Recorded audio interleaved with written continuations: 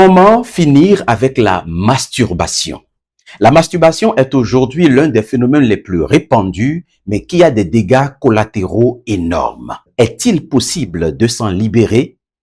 Dans cette vidéo, je vais vous montrer le canevas que j'utilise pour davantage aider mes accompagnés à se défaire de toute addiction, de tout mauvais comportement, de toute mauvaise habitude. Mais avant, un petit rappel s'impose. Vous savez, je l'ai déjà dit, tout mauvais comportement, toute mauvaise habitude suit un certain nombre de processus. C'est forcément une expérience initiale que vous avez vécue qui a fini par générer une perception de la vie, fût-elle confortable ou non, et cette perception a fini par générer des schémas de pensée qui le plus souvent peut être limitant ou je vais dire dynamisant, d'accord, quand c'est positif, limitant quand c'est négatif. Et les pensées finissent par générer des paroles, on le sent dans votre manière de parler, et puis les paroles vont finir par produire ce que j'appelle la posture, donc on le verra dans votre comportement. Donc la mauvaise habitude apparente que vous avez devant vous suit forcément ce processus-là. Donc si nous voulons finir avec la masturbation, si nous voulons traiter le sujet, on est obligé d'utiliser également la même stratégie. Donc, on va essayer de comprendre quelle est l'origine de la masturbation, quelle est la perception erronée que cela a enclenché, quelles sont les pensées, les schémas limitants qui empêchent de quitter la masturbation, quelles sont les paroles qui appuient, verbalisent et certifient cette pensée, et quelle est la posture qui justifie et qui cimente en quelque sorte cette masturbation dans votre vie de façon à ce que cela ne peut pas partir. Donc, on va rapidement refaire un tableau pour que vous compreniez comment est-ce que je travaille. Je vais faire exactement comme si j'étais dans un cas pratique avec mes accompagnés, mes académiciens. Donc, je vais faire rapidement un tableau comme ça.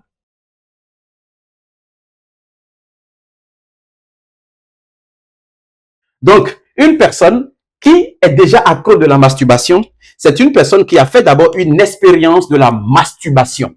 Donc, quand cette personne était généralement ado, vivait dans l'ennui, la solitude, le stress scolaire, tout cela, il a commencé par pratiquer la masturbation et il a compris que cela lui a procuré du plaisir.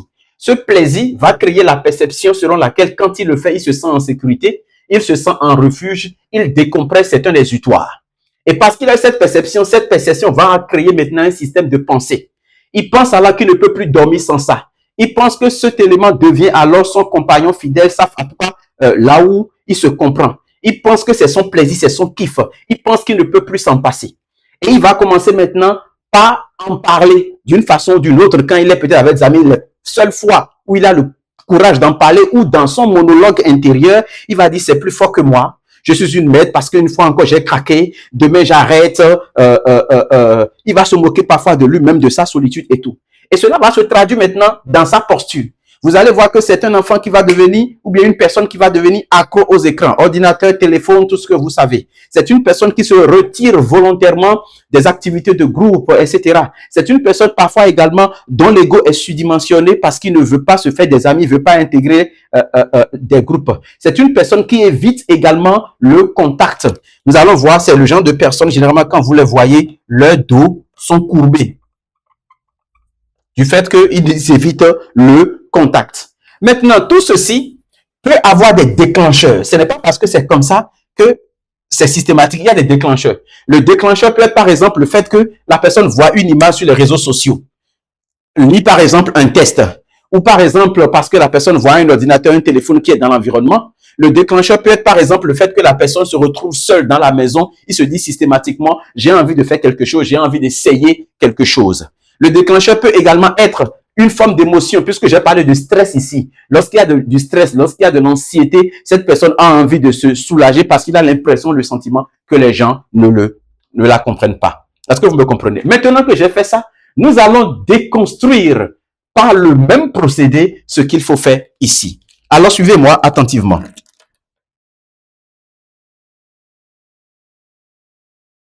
Alors, donc, je reviens sur ce que j'explique. Maintenant que nous avions fait cela, on va déconstruire. Donc, la première des choses, je vais d'abord remonter à une expérience positive. Donc, je vais d'abord montrer à cette personne un modèle, c'est-à-dire une personne qui a déjà vécu longtemps sous la masturbation et qui a fini par se libérer de cette addiction. Peut-être une personne, peut-être deux personnes, peut-être trois personnes. En tout cas, lorsque cette personne voit un modèle, ça va déclencher de l'espoir, de l'optimisme, de l'assurance, de la confiance que la démarche qu'il est sur le point d'adopter est une démarche qui peut se solder par une réussite. Ensuite, il va falloir que je lui explique ce qu'il a vécu à ce moment-là pour lui comprendre que même lorsqu'il fait ça, il ne sent pas véritablement de la sécurité de refuge et de l'exutoire. La preuve, à un moment donné, il a l'impression qu'il ne peut plus s'en passer. Il a l'impression qu'il est une merde.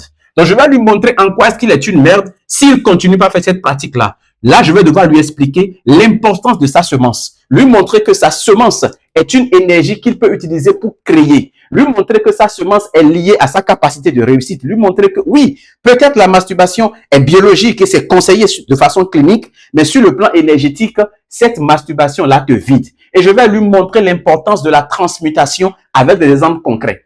À partir du moment où la personne a fait une nouvelle expérience de la chose, et généralement, je peux conseiller à cette personne, prends une semaine, impose-toi la rigueur de ne pas le faire et observe comment sera ton énergie, comment est-ce que tu vas te comporter. Donc, ça, c'est le premier niveau. Maintenant que la personne a fait cette expérience ou a une image d'un modèle qui peut le faire et il croit, on va maintenant commencer par déconstruire la perception.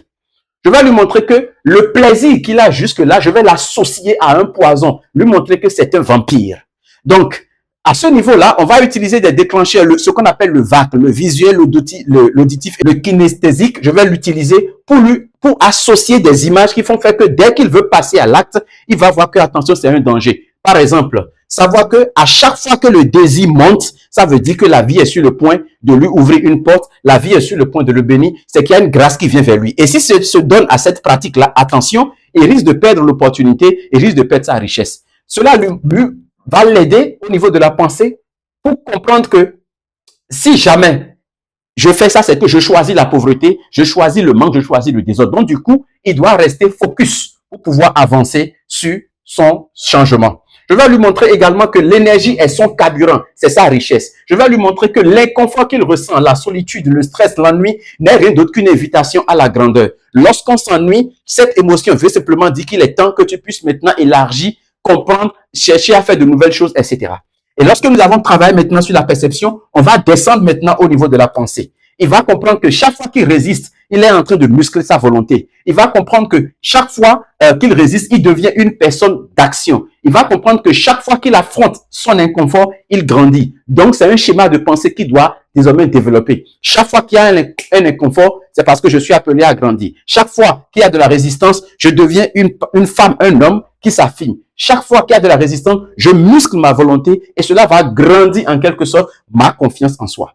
Maintenant que c'est fait, nous allons commencer par travailler maintenant sur son schéma de la parole. Je suis maître de mon corps. Je choisis où je place mon attention. Je choisis mon bonheur. Je renonce à tout ce qui me détruit. Je refuse de détruire avec mes propres mains mon bonheur, mon ascension, ma richesse, ma gloire, tout ce que vous voulez, selon le contexte et la réalité de la personne, parce qu'il faut se baser également sur la foi de cette personne-là.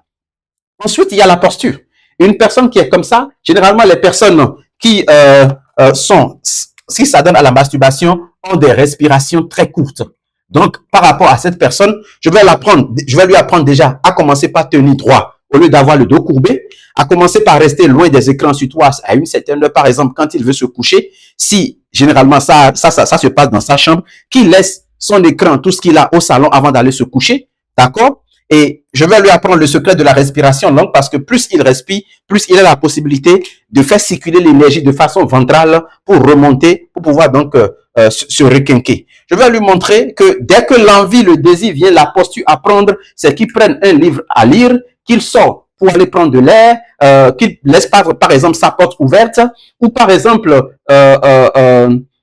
qu'il utilise par exemple une bande, d'accord, pour totalement se bander la main. Là, il sait qu'il ne peut pas l'utiliser. Donc, il ne peut, une fois que sa main est bandée, il ne peut plus se donner à cette pratique-là. Par exemple, également, se coucher toujours, disons, en culotte ou en pantalon. Là, c'est beaucoup plus difficile. Avoir toujours une culotte ou un pantalon, là, c'est toujours un peu plus difficile pour pouvoir faire les choses.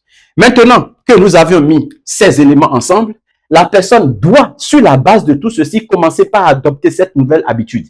Et c'est cette nouvelle habitude, adoptée dans le temps, dans 2, 3 semaines, 1 mois, 2 mois, et qu'il tient mordicus à cela, c'est ça qui va l'aider maintenant à renoncer définitivement à la masturbation.